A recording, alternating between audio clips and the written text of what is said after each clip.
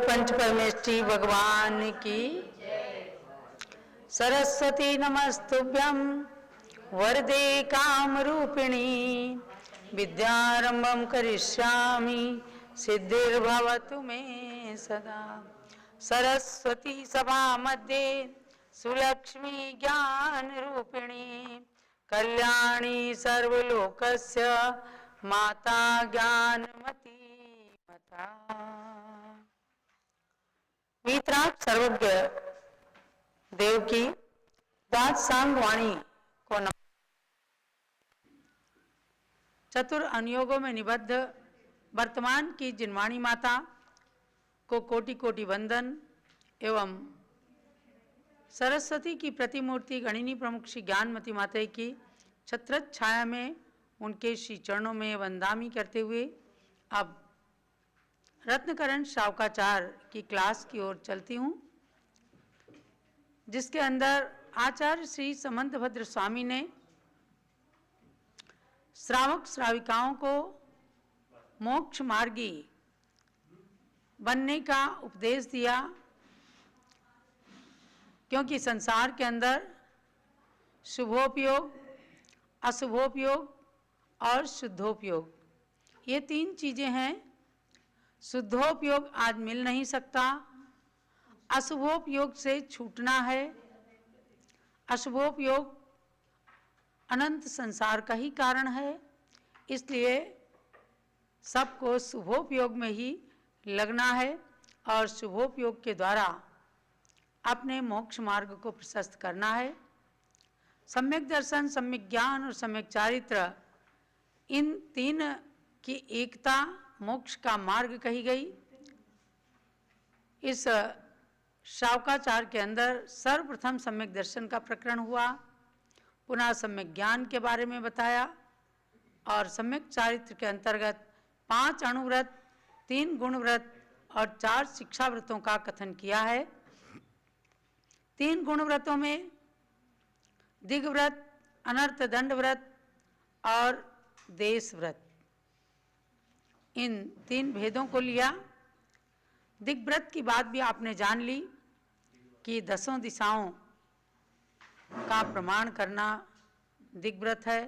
उसमें लगने वाले 5 प्रकार के अतिचार दोषों के बारे में भी जानकारी हो गई है।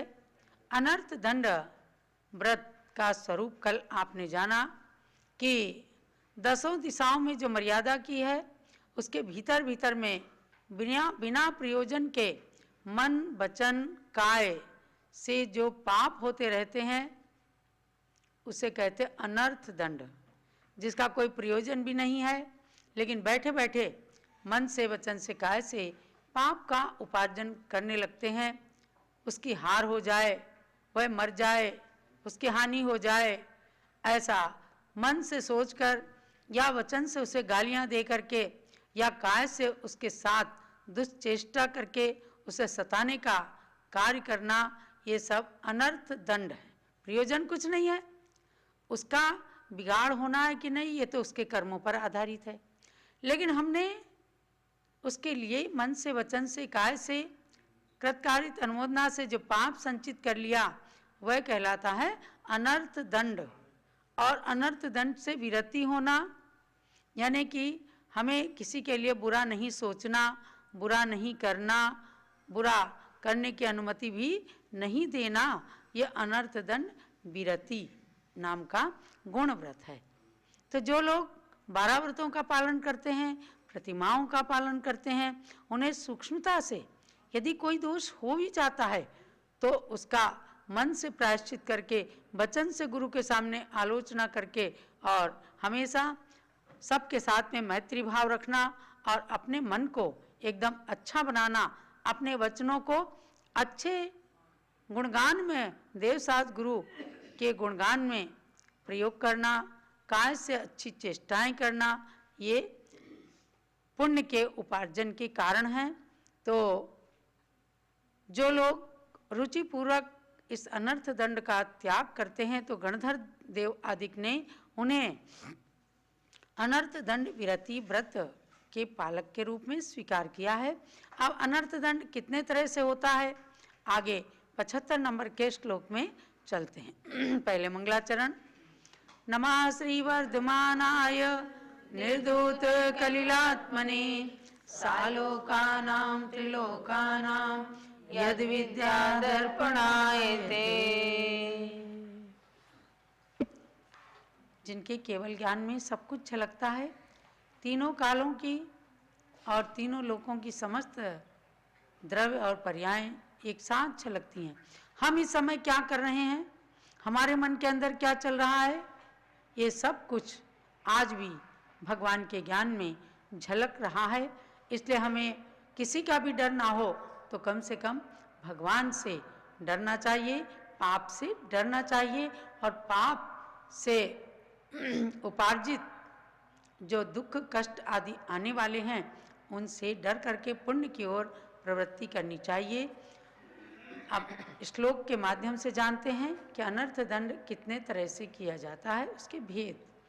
पापोपदेश हिंसा, पापोपदेश हिंसा, दानापध्यान दुश्रुति पंच, दानापध्यान दुश्रुति पंच, प्राहु प्रमादचर्या, प्राहु प्रमादचर्या, मनर्थ दंडान दंडधरा, मनर्थ दंडान दंडधरा, पापोपदेश अहिंसा के उपकरण दान अपध्यान तथा चौथा है दुश्रुति नाम लय, पंचम प्रमाद चर्या वीरता, इस विधि पांच अनर्थ दंड जो सदा पाप आश्रव करते, त्रयोगों के दंडित करता, मुनिगण इस विधि से उचरते। 5 प्रकार का अनर्थ दंड बताया गया। कैसे? अदंड धराहा, अदंड धरा माने जो दंड को नहीं धारण करते हैं, अर्थात पापमयी कार्यों को नहीं करते हैं, पाप को पूरी तरह से जिन्होंने छोड़ दिया, ऐसे अशुभ मन वचन काय के पूर्ण रूप से त्यागी गणधर देवादिक जो आचार्य गण हैं, उन्होंने प्राहु कहा है। क्या कहा है? अनर्थ दंडान, अनर्थ दंडों को कहा है। किस प्रकार से कहा है? पापोपदेश हिंसा दानापध्यान दुश्रुति, पापोपदेश हिंसा दान अपध्यान दुश्रुति और प्रमादचर्या, ऐसे 5 को अनर्थ दंडान, अनर्थ दंड, इन 5 पापों को 5 प्रकार से किए जाने वाले कार्यों को 5 अनर्थ दंड कहा है। यानी कि मन वचन काय के अशुभ व्यापार को कहते हैं दंड। दंड किसको कहा? डंडे को ही दंड नहीं कहा। दंडे से किसी को मारा जाता है तो उससे भी कष्ट होता है। और मन वचन काय की अशुभ प्रवृत्ति को, अशुभ व्यापार को दंड कहा, क्योंकि वे दंड यानी डंडे के समान दूसरों को पीड़ित करते हैं। जैसे डंडा किसी को मारा जाता है तो पीड़ा पहुंचती है, ऐसे ही मन वचन काय से जो अशुभ व्यापार किया जाता है, दूसरों के लिए सोचा जाता है, चिंतन किया जाता है, कार्य किया जाता है, तो इनको दंड शब्द से कहा। तो इन दंडकों को न धारण करने वाले जो हैं वे गणधर आदि देव हैं। तीर्थंकर भगवंतों ने अशुभ मन वचन काय का पूर्ण परित्याग कर दिया। अब आप समझो कि भगवान के पास जाकर, महामुनियों के पास जाकर, संतों के पास जाकर शांति क्यों मिलती है? क्षण दो क्षण बैठने का मन क्यों करता है? इसीलिए कि वे प्राणी मात्र के हित का चिंतन करते हैं, तो उनके चारों तरफ उनका आभा मंडल अत्यंत शुभ हो जाता है। वे किसी को पीड़ा देने का कार्य नहीं करते। यदि वास्तव में संत हैं तो उनका औरा सबको शांति पहुंचाता है। तो महानुभाव, ऐसे महान आचार्यों ने, गणधर आदि देवों ने पाप का उपदेश, हिंसा, दान, अपध्यान, दुष्श्रुति और प्रमादचर्या, इन पांच को अनर्थ दंड कहा है। इनसे निवृत्त होना सो 5 प्रकार का अनर्थ दंड विरति नाम का व्रत है। कहीं केवल अनर्थ दंड व्रत कह दिया, तो अनर्थ करने वाले, दूसरों को पीड़ा देने वाले व्रत नहीं होते। उसका अर्थ यही समझना कि अनर्थ से विरति, अनर्थ दंड से जो विरति, त्याग है, वह कहलाता है व्रत। तो पाप का उपदेश देना और पाप का उपदेश सुनना, ये दोनों कार्य वचन योग की दुष्प्रवृत्ति रूप हैं। जो पाप स्वयं करते नहीं, उनको पाप का उपदेश भी कभी अच्छा नहीं लगता और अच्छा लगना भी नहीं चाहिए। तो क्योंकि ये दुष्प्रवृत्ति का स्वरूप है। जिन्होंने पाप का उपदेश दिया, वो जैसे कहते हैं ना, आप डूबे पांड्या और लय डूबे जजमान। खुद तो पत्थर की नाव पर बैठे हैं, पाप का उपदेश दे रहे हैं, और जो उनके पाप के उपदेश को ग्रहण करता है, वह स्वयं भी पत्थर की नाव में बैठने से वह डूब जाता है। तो पाप का उपदेश पत्थर की नाव है, उस पर नहीं बैठना है।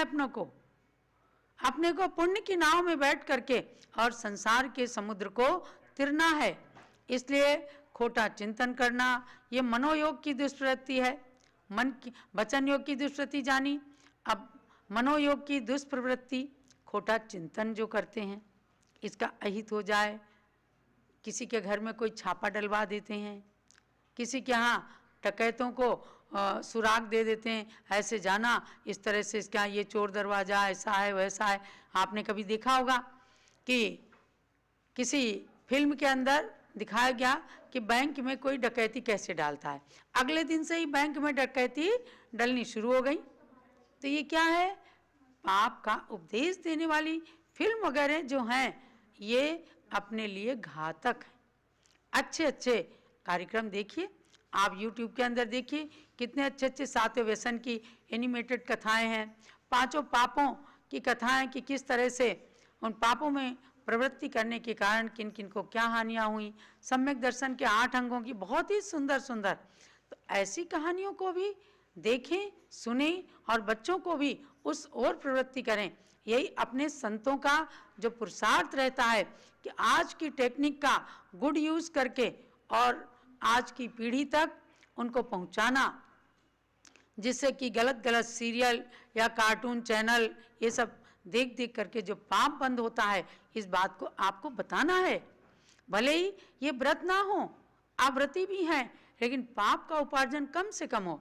आप बच्चों को बताइए कि जो वीडियो गेम्स हैं, जिनके द्वारा, जिसमें हिंसा की बात आती है, ढिसुम ढिसुम करते हैं बच्चे खूब और मारते हैं भावों से, ना कोई मर रहा है और ना कोई बात है, लेकिन भाव हिंसा का पाप लगता है।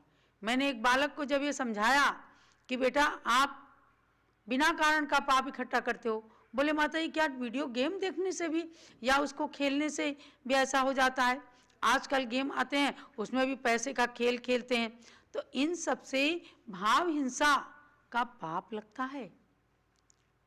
तो ऐसे आज जो अच्छे अच्छे चैनल हैं, पारस चैनल आदि, जिनके द्वारा संतों की वाणी सुनी जाती है, तीर्थों के दर्शन होते हैं, पंच कल्याणक आदिकों के बारे में जाना जाता है, देखा जाता है, इनसे पुण्य उपार्जन होता है। तो हर एक टेक्निक जो है उसका गुड यूज भी है और मिसयूज भी करते हैं।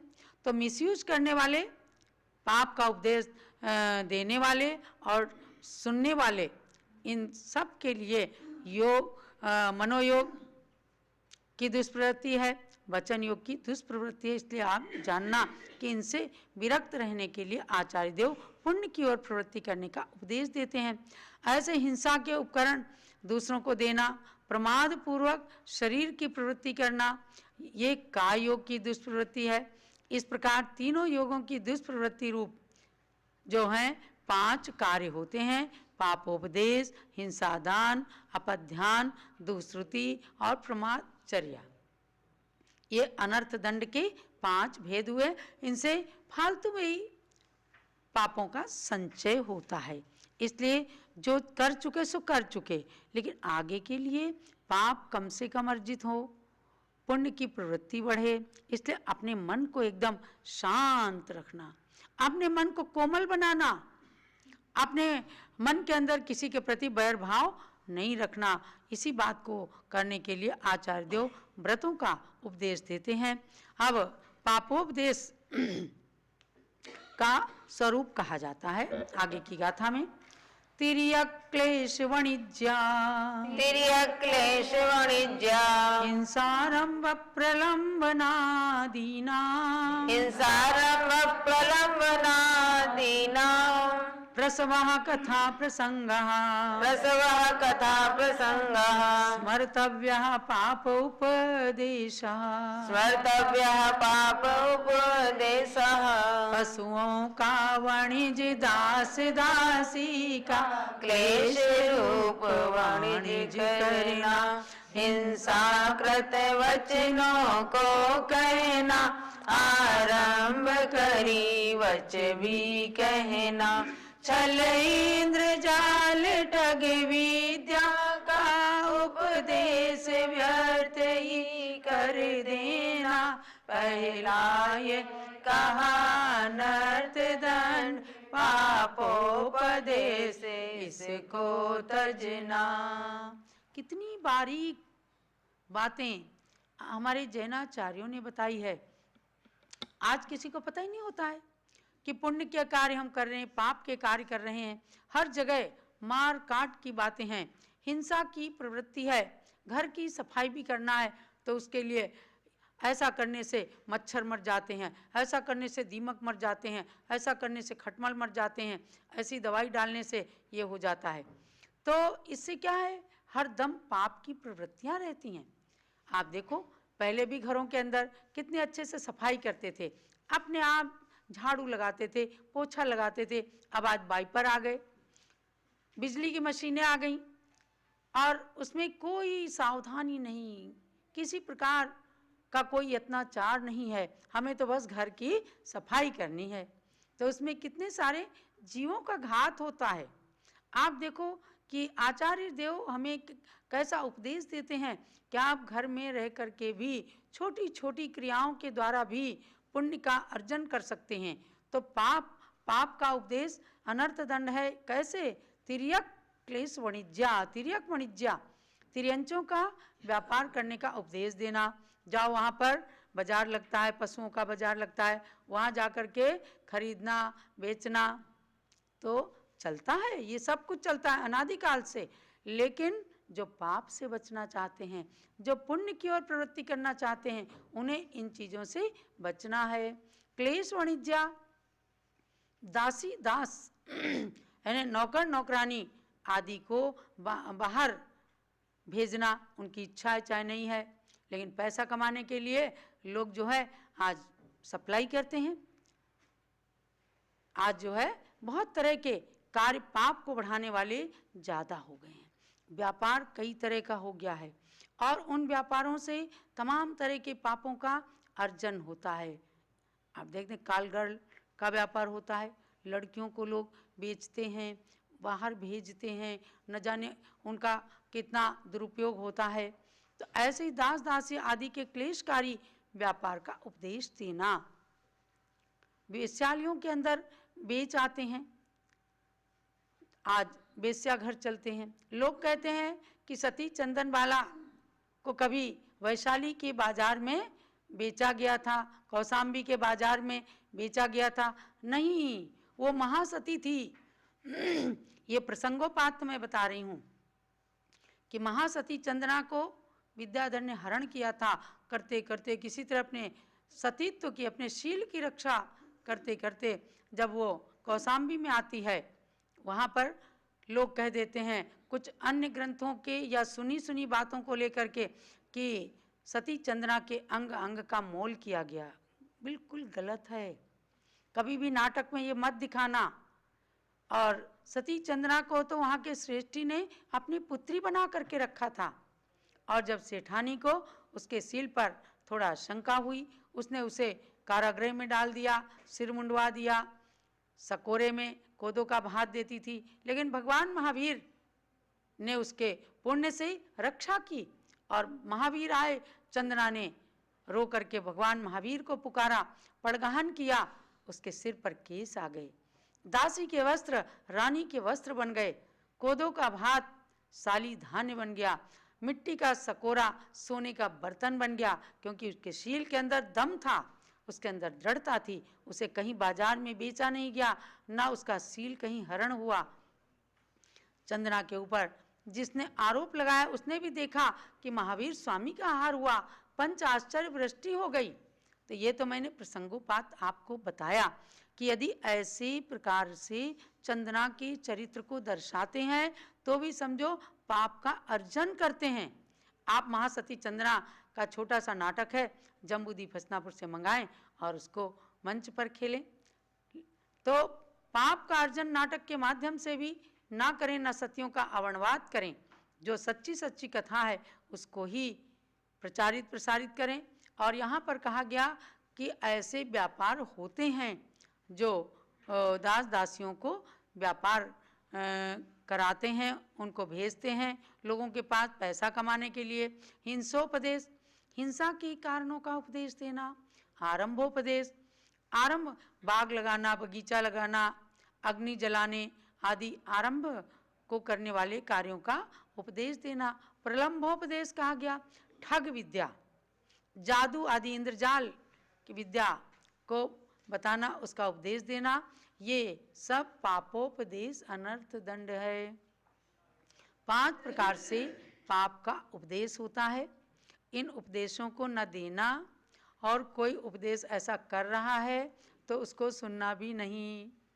लेकिन आज पैसा कमाने के लिए बहुत सारे लोग ऐसे तमाम कार्यों को करते हैं, तो उनके लिए कहा जाता है यदि इनको नरक में भी पैसा मिल जाए तो नरक में भी जाने को तैयार हो जाएंगे।